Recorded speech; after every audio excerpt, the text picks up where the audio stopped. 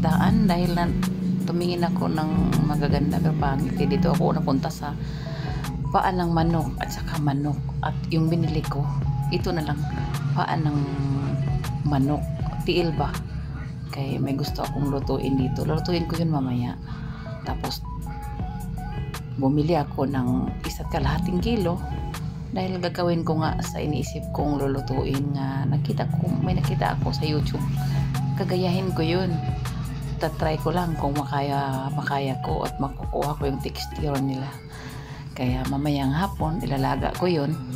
At makikita din yun dahil i-upload ko yun. Tingnan po ako dito sa may karnihan dahil titingnan ko yung mga presyo nila. Kung alin na mas mahal sa amin ba o dito.